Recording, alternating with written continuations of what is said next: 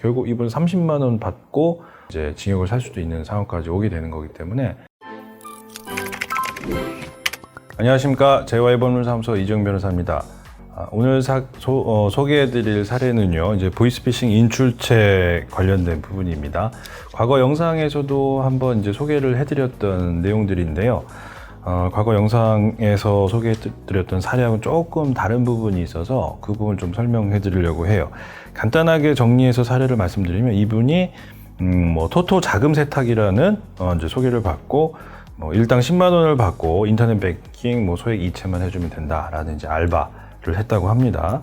자, 근데 이분이 한 3일 정도 일을 하셨는데 중간에 뭔가 이상해가지고 낌새가 이상하다라고 생각을 하던 차에 이분 말씀에 의하면 그분 통장이 이제 사고 계좌로 등록이 됐고 이제 말로만 듣던 인출책이 됐구나, 이제 이거를 알고 이분이 이제 곧바로 경찰서에 가셨다고 해요. 자, 그래서 경찰서에 가신 거 잘 했는데, 경찰서 가서 이제 설명하고 이제 잘못한 부분이 있으면 처벌받고 이제 이렇게 하려고 하셨겠죠. 내지는 이제 이제 자수 관련된 부분보다는 사고가 발생했으니까 어떻게 해야 되느냐, 이제 이런 부분, 이제 신고 목적이 아마 더 크셨을 텐데, 그래서 경찰서에서 했던 말은 일단 집에 가서 기다리고 있어라, 추후에 연락이 갈 것이다, 그러면 그때 와서 조사받아라, 이렇게 하면서 아무런 사건 접수가 안 됐다고 해요. 이제 질문이 이제 여기까지였습니다.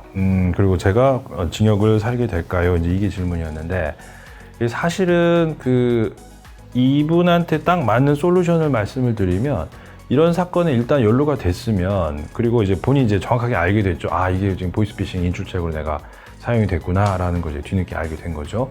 그러면 이분이 빨리 하셔야 될 부분은 수사기관에 가서 말을 하는 건 맞아요. 근데 지금 경험하신 것처럼 수사기관에 갔는데 지금 아무것도 안 되고 일단 귀가 조치가 됐단 말이에요. 그러면 이제 실제로 피해자분들이 경찰서에 신고하면 맨 처음에 연락 올 곳이 이분이거든요. 왜냐하면 계좌이체 거래 내역이 있기 때문에 이분 통장 사용을 한 부분으로 인해서 이분한테 가장 먼저 이제 수사기관에서 연락이 갈 겁니다. 그러면 이분이 이제 처음에 피의자 신분으로 이제 조사를 받기 시작을 하죠. 동일한 조사가 이루어지는 건 맞는데, 근데 처음부터 이분이 적극적으로 대처를 하면, 예컨대 본인한테 어떤 알바를 소개해주고 일당을 줬던 무리들, 그야말로 이제 보이스피싱 이제 범죄 단체죠.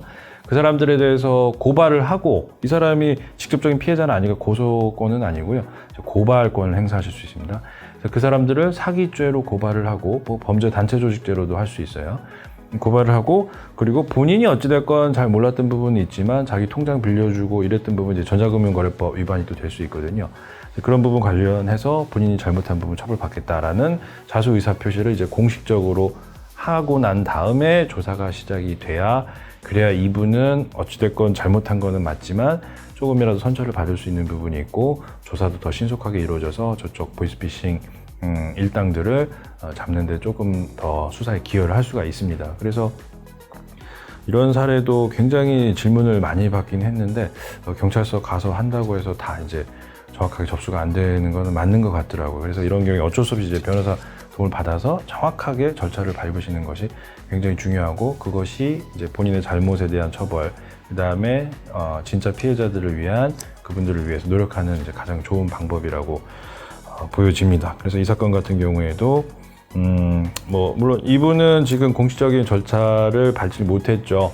어쩔 수 없이 나중에 신고를 통해서 피의자 신분으로부터 시작이 될 텐데, 아마도 재판까지 가게 될 것으로 보입니다. 그래서 요즘은 범죄단체 조직죄가 적용이 많이 돼요. 그래서 보이스피싱 관련된 거는 사기죄뿐만 아니라 범죄단체 조직죄도 많이 이제 기소를 하기 때문에 형량이 과거와는 다르게 좀 많이 세졌습니다. 그래서 단순한 인출책이라 하더라도 징역 2년 이상 사는 경우들도 지금 비일비재하게 발생하고 있어요. 결국 이분 30만 원 받고 본인 잘못하면 이제 징역을 살 수도 있는 상황까지 오게 되는 거기 때문에 절대로 이런 유혹에 넘어가시면 안 됩니다.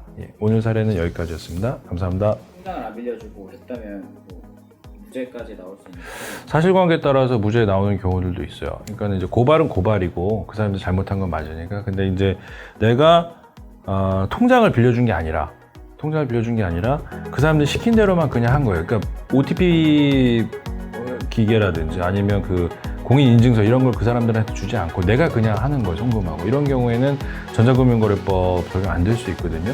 그리고 이 사람들 보이스피싱인 것도 전혀 알 수도 없었겠다라고 인정이 되면 사실 사기 방조로 처벌할 수 없으니까 무혐의 처분 받을 수 있죠. 그래서 실제 사례들 중에도 저희가 이렇게 조사 받으신 분들 중에 무혐의 받았던 사례들도 있었어요.